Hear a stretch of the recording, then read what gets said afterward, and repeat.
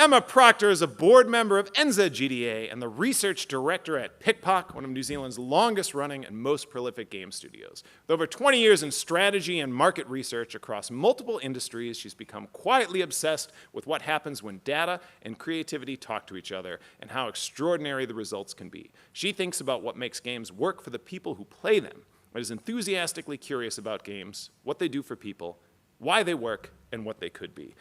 And let me tell you, that is all true. Emma is absolutely one of the best data-minded people to support creatives. It was my great privilege to work alongside her when I was narrative director and design manager at PikPok, to put our minds together and find our understanding of the audience and excite people about it.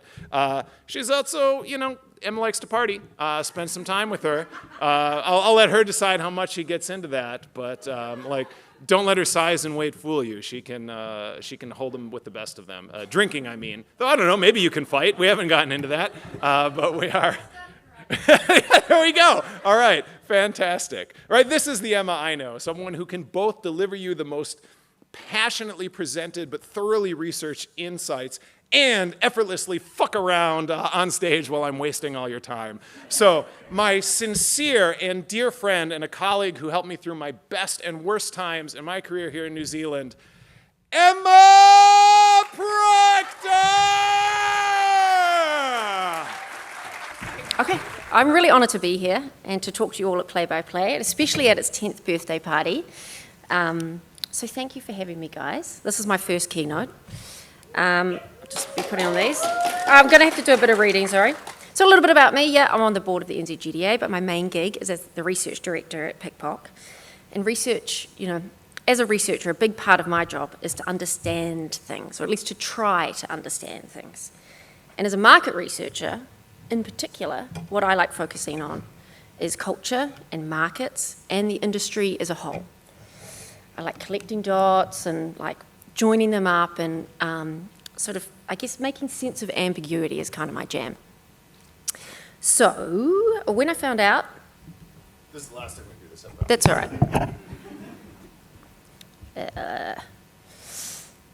Naturally, when I found out the theme was checkpoint, a point where your progress is recorded and you've got a moment to look back and you can look forward and think about the future, I did some market research. And today...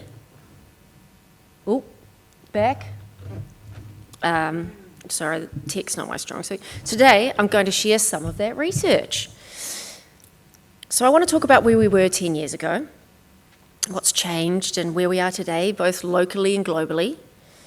And I'm going to share some big observations about cultural forces that have implications for how game devs, and especially indies, and those who are about to enter the industry, might want to think about building in this new context. We're going to explore worlds that are dying and new ones being born inside those worlds that are dying. And finally, I'm going to talk about the characteristics that I think this moment asks of us. But first, let's go back. 2016, all right.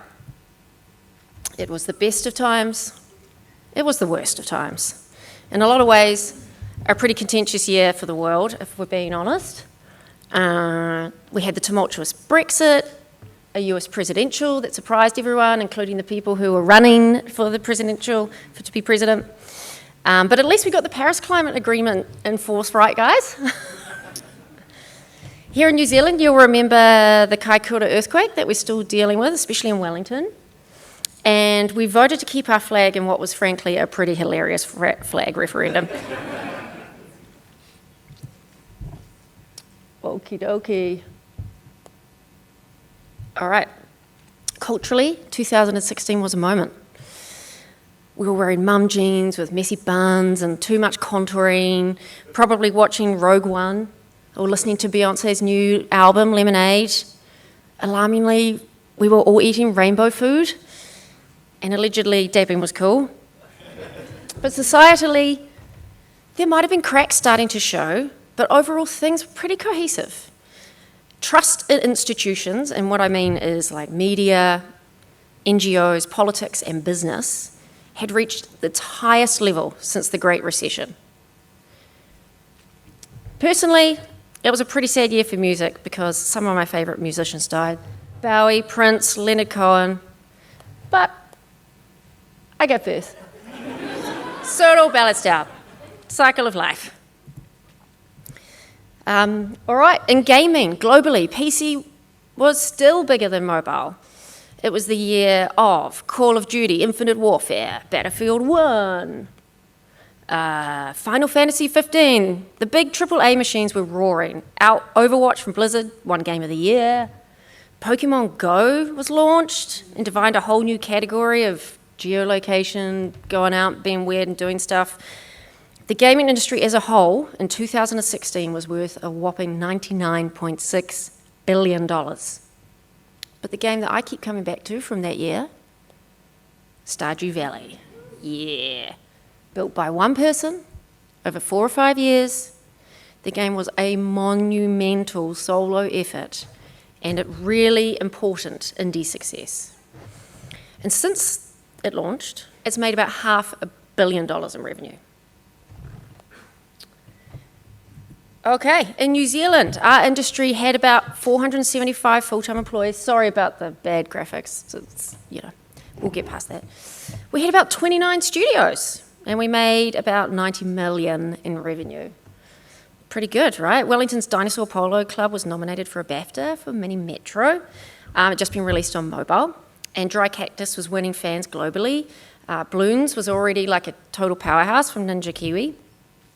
One of the largest studios called Gameloft, which was internationally owned, closed down in New Zealand that year, and it was a big blow, but despite that, the industry kept growing, and that's something, that scrappiness and that building through adversity and through setbacks is kind of something we're really good at. So, 2016, some key moments I want to leave you with. AAA games dominate, PC is big boy. What else have we got? Culturally, some signs of unrest, but trust was really high. And New Zealand gaming was going from strength to strength, so things went bad, right? Some even called it, and I quote, the digital gold rush for New Zealand. Okay, so far, so good.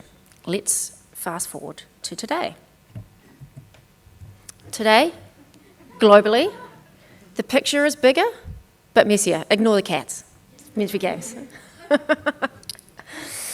So remember I said in 2016 the global games industry was worth 99 billion. Today it's worth over 197 billion. So it has grown by approximately $100 billion. And because that number is so stupidly large and it's almost impossible to fathom, to give you some perspective, $100 billion could buy you every team in the NBA, all 30 of them, and you'd have change left over. You'd be richer than Costa Rica. So our total global player base is about half the planet, 3.6 billion. That's a big total addressable market, guys. And mobile, of course, we all know, dwarfs PC gaming. Today in New Zealand, the games industry has grown by more than a factor of 10 in a decade. That's not normal, guys. That's exceptional. We had 475 employees, now we've got 1,418 full-time equivalent roles. We had 29 studios, we now estimate there's about 500 studios. And not only that, we've gone from 90 million in rev 10 years ago, and this year we're projected to hit $1 billion. That is a big deal, guys. It's hard to emphasize just how much of a success story that growth is. And we're not building small, disposable things, we're building global franchises. So in the last 12 months alone, and this is just a small sample, there's way more. New Zealand studios have released Honeygrove from Runaway Play, of course Path of Exile 2 is massive from Grinding Gears, Beyond These Stars by Balancing Monkeys. Yeah. Oh, thanks guys. PikPok, we've released Into the Dead Our Darkest Days. It's in early access and just about to launch a Barbie game. Dream Team Supreme is looking awesome with Big Adventure. We all know the crazy success of Grow a Garden on Roblox, right, from Splitting Point Studios. So the gaming industry in New Zealand is genuinely in an extraordinary place right now. And this is one of the big stats for me. Currently, we're growing at about 38% every year, while the global industry is growing at 2%. We are growing 18 times the global average. By any measure, we are in the largest entertainment market in human history, and we are kicking ass. The demand is there, the revenue is there, and for us in New Zealand, the momentum is extraordinary. And I really want you to feel that. One, because we should be proud of how far we've come, and to take a moment and appreciate, where we are right now. And two, because I'm temporarily about to take us to a slightly more shitty place. If you spent any time in the industry recently, or in the world really, when you look around, something feels off, right? Something is wrong, and everybody knows it. It's like we're waiting for things to go back to normal. But things continue to get uneasy and surreal and unpredictable and shocking and horrifying even. Normal keeps getting further and further away.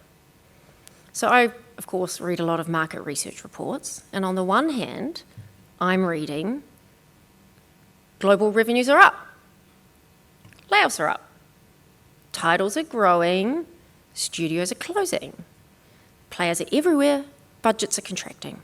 The numbers are pointing in different directions, and the story they're telling feels really contradictory. And as a market researcher, something that I'm a fan of is big picture kind of thinking, right? Like I prefer that macro view. And to understand what's happening in gaming right now, I think we need to zoom out. We need to take that macro view. And we've got to look at signals in culture and economics and in the wider market to understand what's going on. Because what's happening in gaming is not separate from what's happening in the world. In fact, I think it's a reflection of it. So, at this checkpoint, I want to talk about three major forces that are changing and converging at the same time. And I want to talk about what they mean for us, and because currently we're winning the game, but the rules of the game itself are changing underneath our feet. And just a quick note, if anything I'm about to say is interesting, I strongly suggest you follow Jasmine Beener. You can hit me up about who she is. She's a brand strategist and a cultural futurist, and I am a massive fan. So some of these ideas have come from her research. Okay, cultural forces, what are they? Just quickly, they are big social, societal trends. So there could be powerful habits or customs or traditions, or that they shape human perception, beliefs, and behaviours, and they influence what we understand about the world. They're like the invisible, unwritten rules and shared pressures that kind of nudge us to act and value and think in a certain way. So the first major cultural force I want to discuss is trust. Let's talk about trust in a global context. The institutions we used to rely on, like media and politics and major technology companies, the ones that functioned as the basic infrastructure for how we understand the world, are losing trust at an accelerated rate. And this isn't my opinion. The Alderman Trust Barometer, and so for the research nerds, that's the globally deployed online survey of like the general population across dozens and dozens and dozens of countries, points this out over and over and over again. Trust is at its lowest it has ever been, like ever since recording. And if you compare that to 10 years ago, where it was at its highest. The Alderman survey shows a deep, widespread grievance towards institutions. But not only that, people are questioning things that they used to take for granted. The way that they trusted things would happen. The promise most of us were handed, or definitely my generation was handed, was that you go to school and you work hard and you get a good job and you climb the ladder, and that's just not panning out for a lot of people the way it was supposed to. And one evidence point for that is that globally you'll see the middle class is spending their savings at a faster rate than ever before. If you haven't heard about the K-shaped economy, it's like the top goes out, the bottom goes out, and the middle's getting squeezed. So the structures that organised how we got information and made decisions and understood who to believe, they're fracturing too. Just in Feb this year, the Washington Post shared over 300 journalists after its billionaire owner, Bezos, began intervening in additional editorial decisions. And hundreds of thousands of subscribers just cancelled overnight. We're also witnessing genuinely abhorrent things, and instead of stopping, conversations pivot to the stock market. In the face of moral horror, valuation is being discussed. People are tired of being let down by the big guys. No wonder trust is eroding en masse. So in the same month that the Washington Post shed all those journalists, one of the longest running political polling organisations, Gallup, which has been around for almost a century, quietly ended its presidential approval ratings 88 years after it started continuous longitudinal tracking. In the research world, 88 years of longitudinal tracking is a big deal, and it just stopped. So two institutions built on the idea that measuring and reporting the truth are stepping back within weeks of each other. So what comes after trust erosion? There's a vibe shift towards honesty. So in a gaming context, trust erosion is starting to play out like this. For a lot of people, the AAA big guys, what they're starting to see is that pre-orders are collapsing and refund demands are skyrocketing. Players are waiting for reviews, and those review scores need to be higher than they've ever been before. Players are waiting for patches, and they're waiting to see if the game is actually finished before they hand over their money. That's not cynicism, that's just a rational response to losing trust in big gaming institutions. So according to Bain & Company's 25-player study, what they found out is that gameplay is the single most important factor that someone will choose to buy a game. High quality graphics is one of the lowest. It just doesn't matter to most players. Look at Roblox, right? I think we can also see this in how players are turning back to indie games. So indie PC revenue grew at nearly 3 times the rate of AAA over the past 6 years. In 2024, 75% of the top 20 highest rated games in Metacritic were all made by indies. That's nearly double the share from 10 years ago. Players are extending grace to small teams who lead with transparency, and our market increasingly craves a connection to the real people behind the craft, a bond that builds trust and honesty in a way that big marketing budgets from faceless institutions just can't do. While many AAA titles are currently running a trust deficit, the indie studios delivering quality gameplay are building a massive surplus of goodwill. So alongside trust eroding, another major cultural force we are witnessing is power shifting. We all kind of know that's happening, right? There's big obvious shifts. You probably all know that the economic power is moving towards Asia right now, with forecasts suggesting that Asia's going to be worth more or have more economic power than America and Europe combined in less than 4 years. And obviously there's a lack of cohesive global leadership, which isn't helping things. Won't hold it against you specifically, Rick, but you know, your country.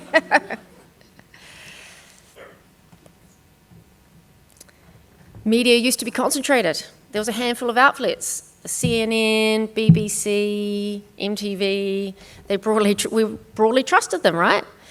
Now it's decentralized, and where people get their news is shattered into a million fragments, and the algorithm decides which fragment finds you. We also see trends like Substack, which allows niche writers with a real point of view to make a living without needing millions of followers. Substack is absolutely taking off right now.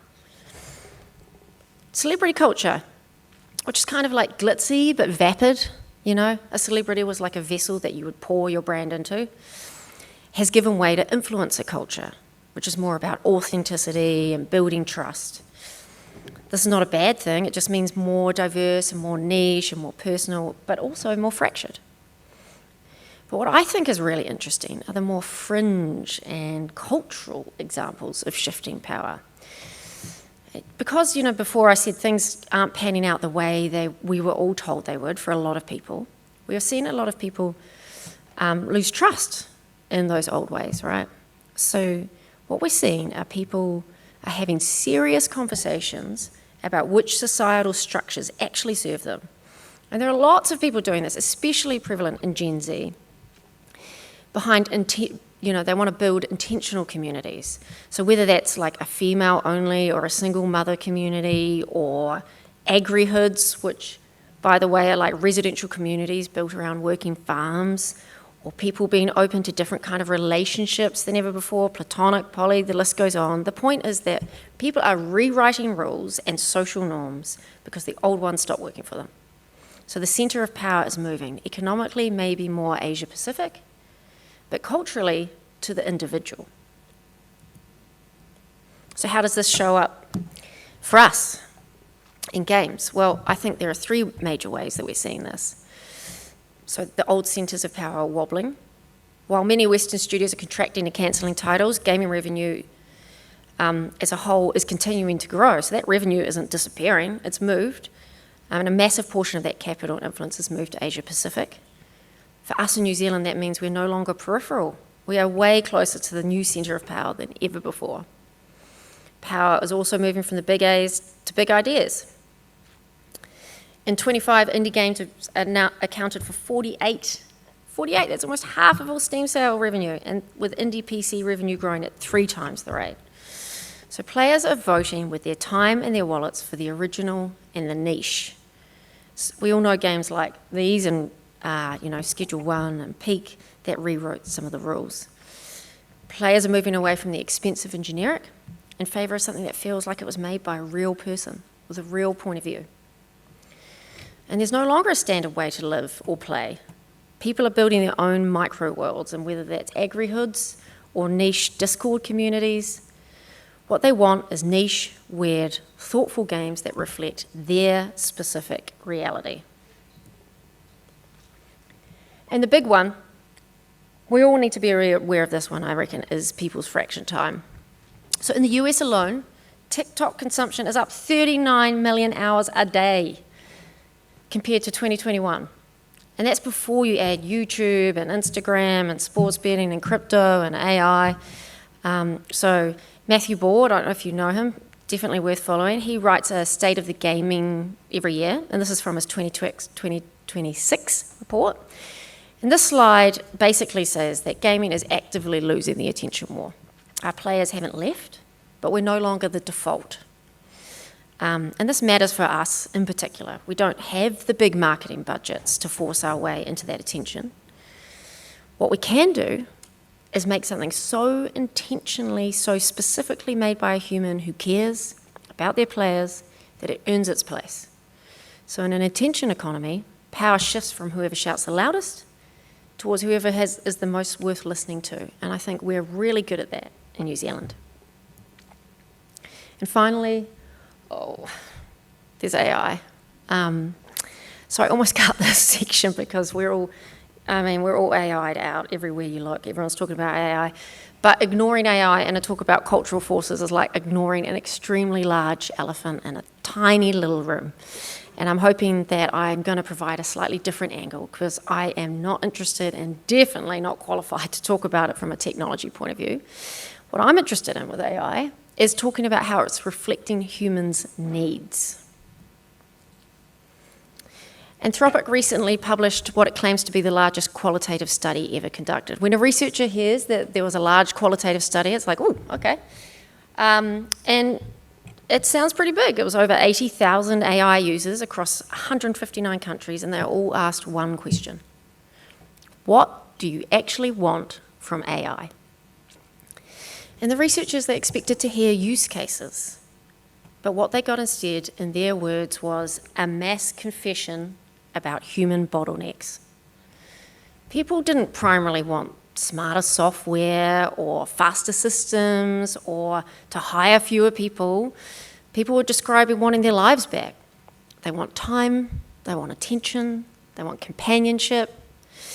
They want to pick up their child from school and they want to be present at the end of the day, right? They have enough mental bandwidth to actually be able to think. AI isn't creating these problems. These problems were already here. People talking to AI for companionship throughout the day, the loneliness epidemic was structural before chatbots were around, right? Through this lens, AI is functioning as a diagnostic instrument. So what does that mean for us? Well, I mean, it's complicated. There's lots, right? The concerns are very real. AI-generated art displacing human artists, or questions of authenticity, or definitely energy consumption. Those conversations need to happen very seriously. But here's the thread that I see. Players trust indie developers because they believe a human made those intentional, specific choices. People seem to be looking for more emotional connection, not less. That soul in your game, that connection, that is your competitive advantage.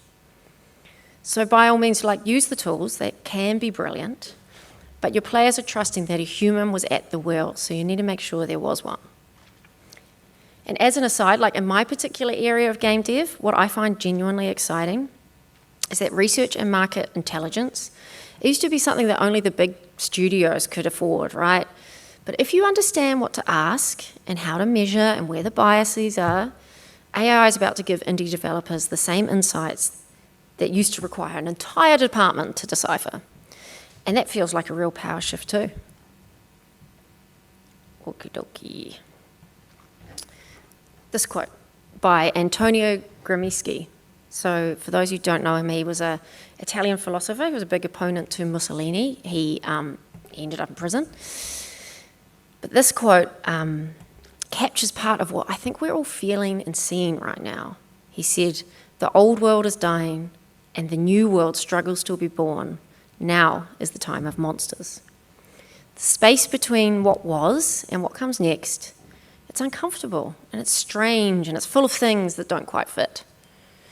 And as we've seen in recent years, it does invite monsters. It also invites creatives and explorers and innovators. And that's where I think we are right now. So what does this mean for us in the games industry? A lot is happening. It's a time of real change. We might be witnessing the death of an old way, and while that sounds scary, it's also kind of exciting. It means genuine newness. The shift in the global centre of gravity of games towards Asia Pacific means we're no longer peripheral so much. New Zealand is gaining market share while the global industry stalls. And the reason isn't budget, it's creative energy and indie instinct and a genuine willingness to make cool, interesting stuff.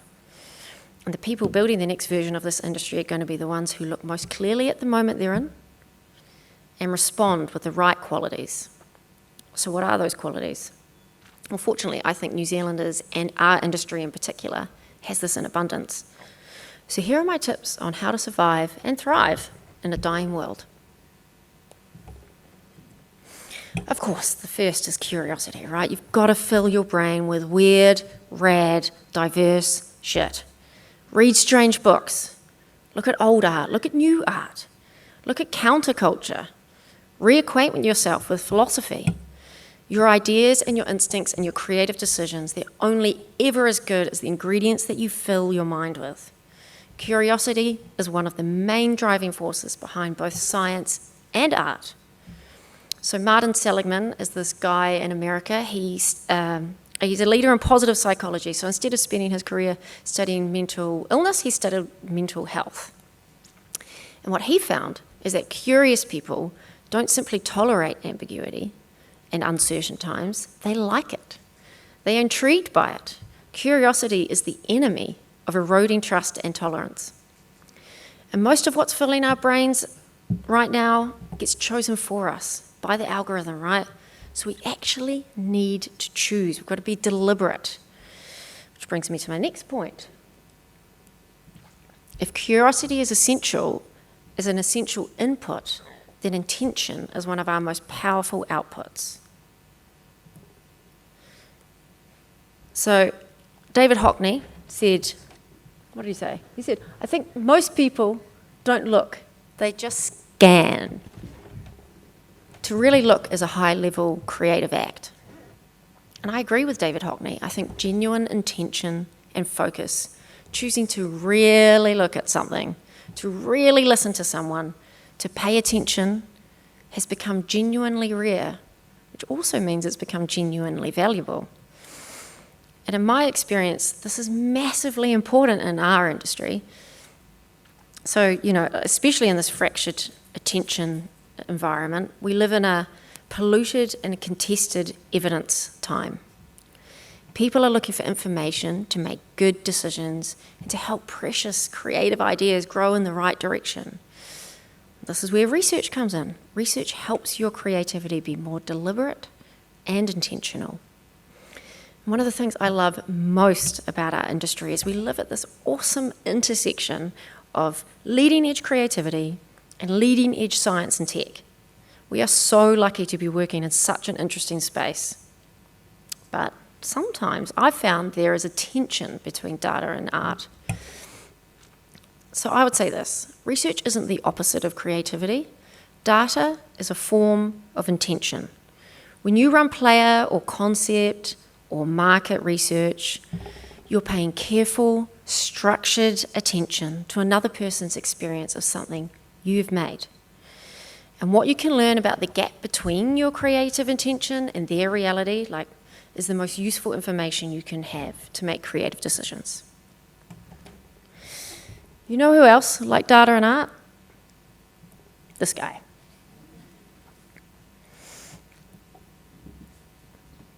For those that don't know, that's Da Vinci. That's a self-portrait he did. He's cool.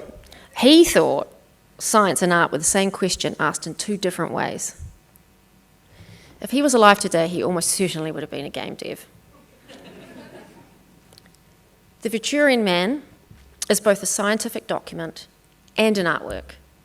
The science used to understand the human form is what makes it beautiful, and the artistic beauty, the artistic beauty is what makes it so compelling for hundreds and hundreds of years. In a world drowning in choices and with people writing new rules and choosing new ways of being, choosing to pay attention to your players, being very intentional and deliberate about what you're making for them, is an act of generosity and creativity and honestly just good business. The third quality we need to cultivate is getting good at getting shit wrong. That's me at karate, Rick. Fortunately for you guys, I'm very familiar with this. And I'm going to illustrate this through some steps in my CV. Okay, so I arrived in London in 2008. Terrible year to arrive in London. You guys might be a bit young, but the global financial crisis happened 2 weeks before I arrived. So it took me a while to get a job. And eventually I got this extremely corporate job on Chancery Lane. And so it was my first ever Casual Friday experience. And I just got that really, really wrong. I turned up in short shorts and a singlet. I was off to the beach, Kiwi styles, jandals, I think. But everyone else was wearing a suit with jeans. But that's okay. Fast forward a few years, I was at Deloitte in Auckland. And I had a really big meeting with some clients. And I was told I should probably get a suit, right? I had a nice blazer and nice pants, but I needed a suit. And so I went out and I bought it, and I came in the next day, and I was, feeling kind of like masking myself in the suit. And we delivered this workshop, some other people at Deloitte, and at the very end, after walking out of a full day meeting, I saw this just massive price tag hanging out, which had been there all day. Everyone was too polite to tell me. When I started at PikPok, we'd made mobile games for quite a while, and we were moving back to PC. This was when our darkest days was first coming into sort of ideation. And we were thinking through, okay, what's the environment on PC these days? And one of the things we were thinking through was, should we go into early access? So I ran qualitative interviews with about 12 people, and the whole way through, I asked them, what do you think about easy access? Even, last year, there was a Friday night after drinks at work where I was singing, this attest to what you said, actually. I straddled a chair backwards and sang the all-time best karaoke song, Hits from the Bong by Cypress Hill, which was kind of embarrassing on reflection, but much more embarrassing when a much younger student came up to me and said, oh yeah, my parents used to like Cypress Hill. It's like, fuck off. Even now, this very week, in preparation for this conference, what in the low-res zany art teacher nonsense is this picture that I submitted? Thank you for trying to make it look good, Jennifer. I can see that you had to airbrush the bejesus out of her.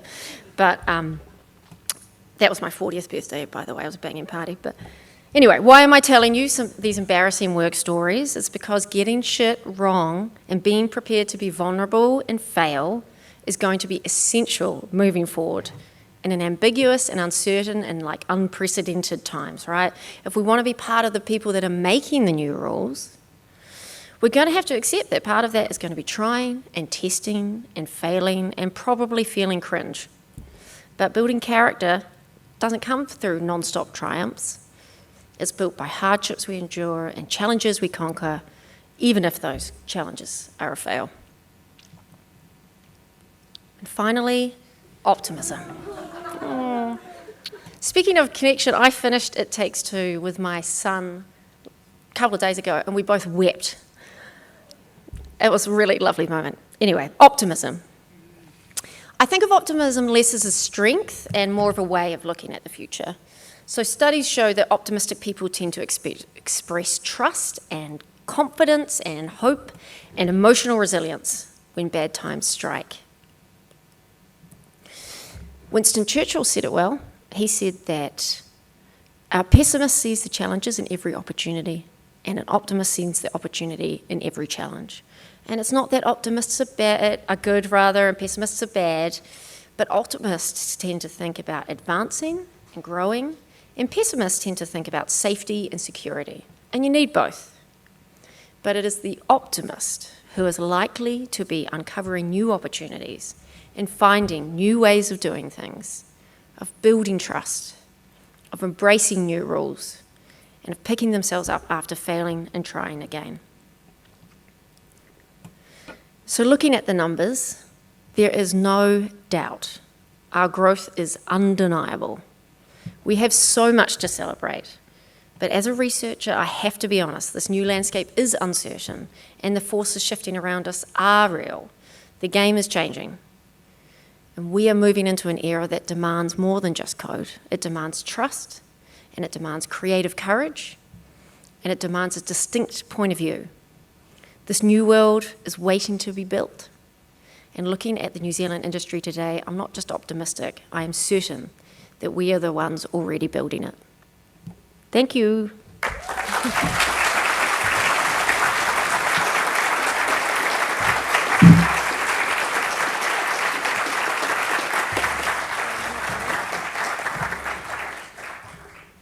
Is there, I didn't even check. Do you have Q&A time?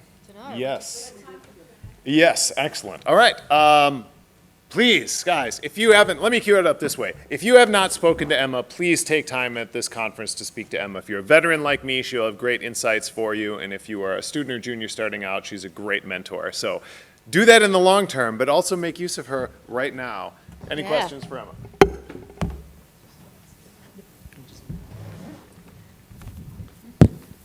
Hi.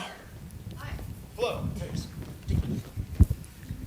Thank you so much. That was an amazing talk. Oh, thank you. Really, really cool. All this sort of things that you're saying about trust and about the player base, does this also affect the work environment as well? I do not have the data for that, but I think that I think that's a really good question, and I think it probably does. Yeah, I think trust is something that people are looking for. And I think it's up to work environments to understand how to deliver that and how to embrace that. If we're thinking globally, then yeah, I mean, the regulations and the rules around who you can hire and who you can fire and how quickly you can do that, that would be a big part of trust issues. But yeah, I suspect there will be a theme running through there, yeah.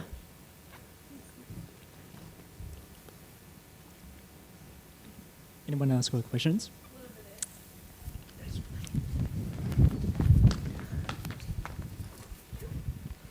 you so much for your talk. It's all good. I'm curious for studios who want to start collecting their own data to kind of like see trends and stuff. Where would you start? Would you start like in New Zealand, or would you go more a global focus? What's the question you'll start? I'd start with the question. Yeah. So yeah, I'm like, what question am I asking them? How am I going to use that So information? when our studios are choosing which games that they want to start working on, just validating that it's Sure. going to be a genre that is Yeah. resonating in the industry. Okay, so if you're starting at like, what game should I make? What genre should I enter? What platform? What you want to do is look at.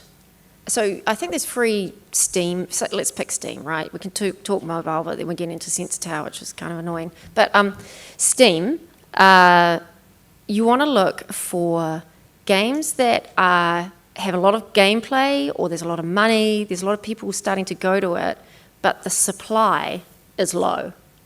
So for instance, I think roguelike has recently been one of those where there's people that seem to be moving to it, and there's a lot of game time in there, or there's a lot of money, or there's engagement, some metric that suggests people are interested, but the supply is low. That's probably quite a good like business commercial bet. And then other than that, I think there's three things you want to think about when you're building a game. There is, what do I care about? What am I actually passionate about that I can do for 3 years? What can I do? What can I actually make? What tools do I have? What resources do I have? What is feasible? If you've never made a mobile game but you've made 100 PC games, like maybe you stick with PC because you know how to do that. And then the other part is, what does the market want? And I think those three things you've got to be thinking about all the time. There is a balance, Let's play her off, people. Emma Proctor.